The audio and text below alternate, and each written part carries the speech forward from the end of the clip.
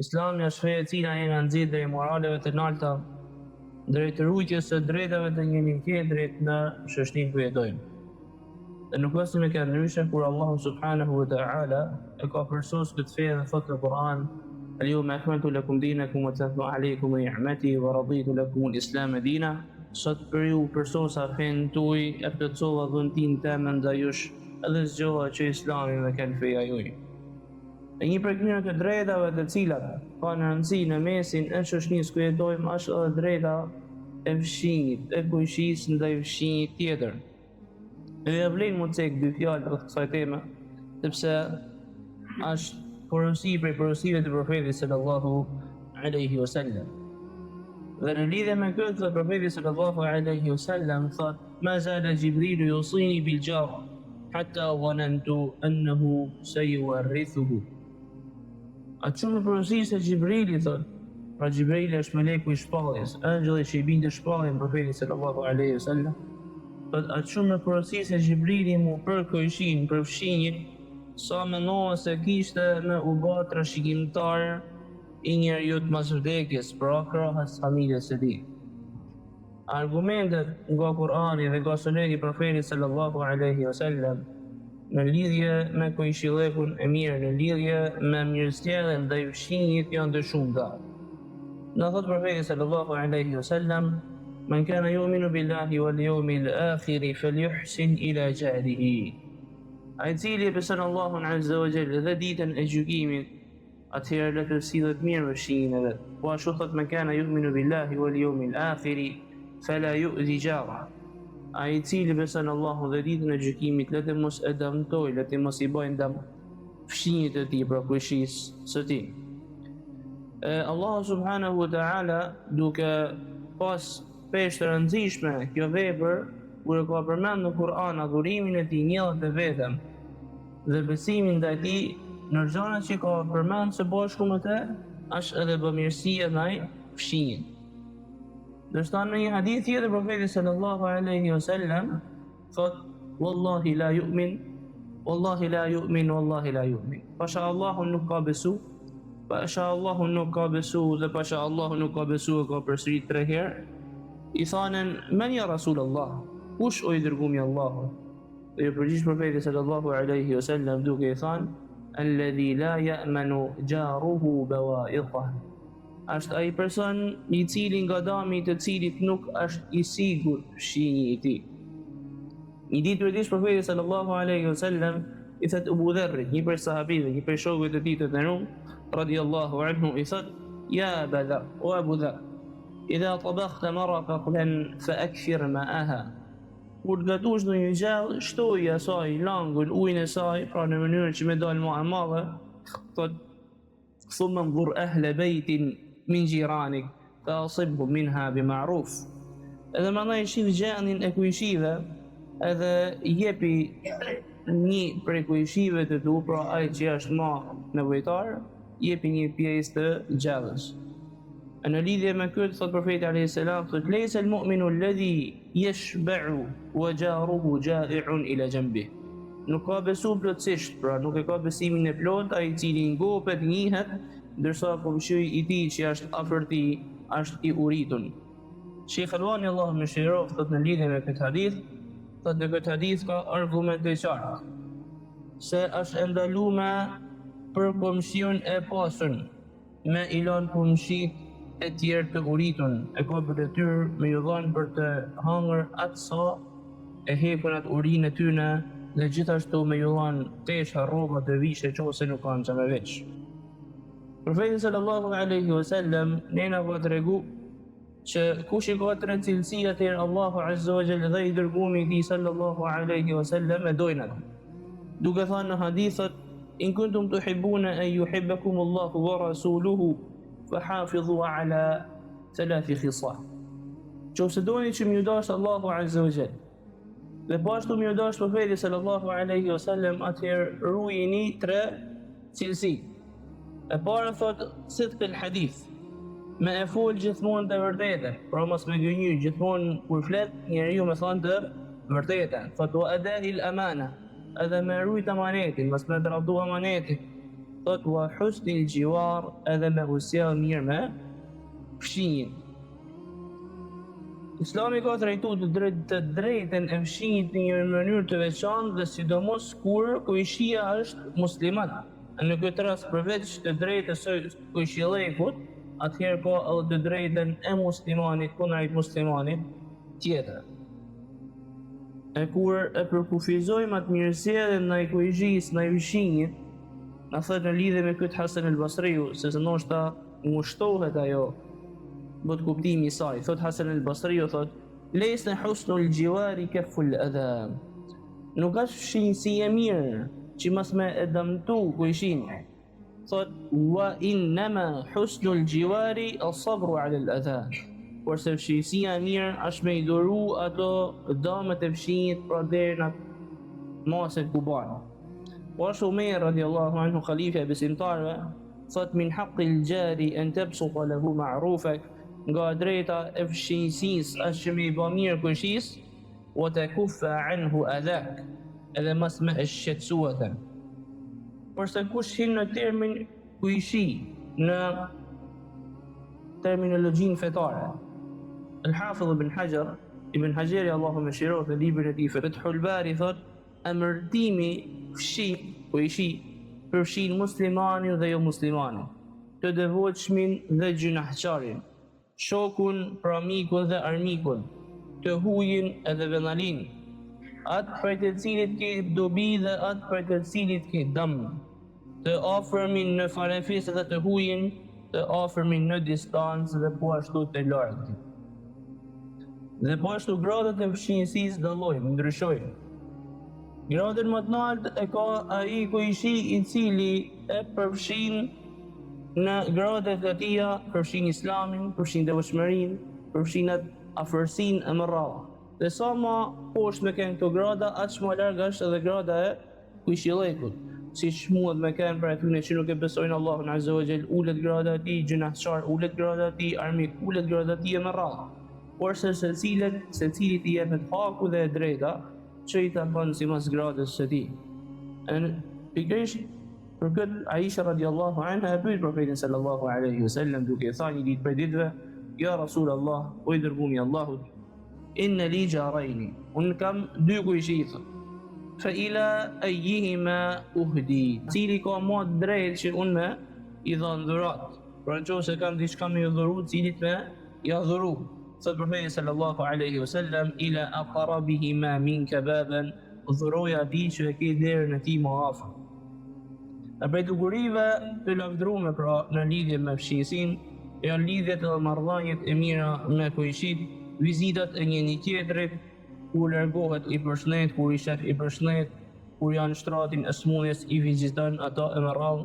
E nuk ka dyshim se këto janë vepra të lavdrume të cilat në nxit islamin drejt tyne, dhe Allahu Azza wa Jall na jep shpërblime në këtë botë dhe në botën tjetër për këto vepra. Aqulu qawli hadha wastaghfirullaha li wa lakum. Alhamdulillahi wahdah, wassalatu wassalamu ala man la nabiyya ba'dahu, amma ba'd. Zëvadin e rum, mënyrat e respektimit të kujshisë janë shumëta. Sjellja mirë ndaj kujshisë muhet në disa raste me ardhur me kuptimin e ushtrimit, në disa raste me mënyrën e bashkëjetesës së mirë, në disa raste me mos dëmtimin e tij dhe mos me i hinë në hak atij, e në disa raste me mënyrën e mbrojtjes, me kuptimin e mbrojtjes dhe ndihmës së tij e mëradh. E kena me përmend disa shembuj për tyre. Cilësia e parë në formën e nderimit të tij është duke i mësuar atij çështjet e fesë. Fenë e Allahut Azza wa Jall, nëse ai nuk i din ato gjëra, dhe me mësu për ti nëse ti nuk i din ato gjëra. Po ashtu me urdhëru për të mirë dhe me ndalu nga e keqja, dhe me i thirr ato në rrugën e Allahut subhanahu wa ta'ala, në rrugën e mirësisë. Po ashtu edhe sjellja e mirë me fëmijët e tij, duke i këshilluar dhe duke i mësuar, qoftë në lidhje me çështjet e kësaj bote dhe me botën tjetër. Cilësia e dytë është në i nderu ato duke i dhuru aty gjana, duke i bleva aty në dhurata, sepse kjo largon dashaketësinë nga zemrat dhe usell aty në dashni dhe respekt. Kjo konform hadithit profetit sallallahu alaihi wasallam, i cili thotë tahaddu tahabbu. dhuroni në mesin tuaj në mënyrë që ju shtohet dashnia edhe respekti pra në mesin tuaj. Prej cilësive po ashtu është edhe me u gëzu me gëzimin e tij, përderisa ky gëzim është i lejuar në fenë Allahut Azza wa Jall, me kanë afërti kur ai ka nevojë në momentin e vështirësisë dhe të fatkeqësisë. Po ashtu prej cilësive është me rrit nerin, pasuninë dhe gjakun e tij, qoftë ai i pranishëm apo jo. E kjo duke synu ftyrën e Allahut Azza wa Jall dhe shpërblimin e tij. Po ashtu duke parandaluar rrugë të cilat i sjellin atij dëm dhe po ashtu edhe familjes së tij. Në qoftë për cilësive të tjera që në qoftë i ke shkaktuar një ndonjë padrejtësi, atij apo ndonjë antarit të familjes së tij me i kërku hallallekun edhe me e çu hakun në vendin e vet, po ashtu në qoftë ai të shkakton ty ndonjë dëm, më mundu me duru derisa bën, se Allahu subhanahu wa ta'ala nuk ka dyshim që ka me të bë ty rrugdalje.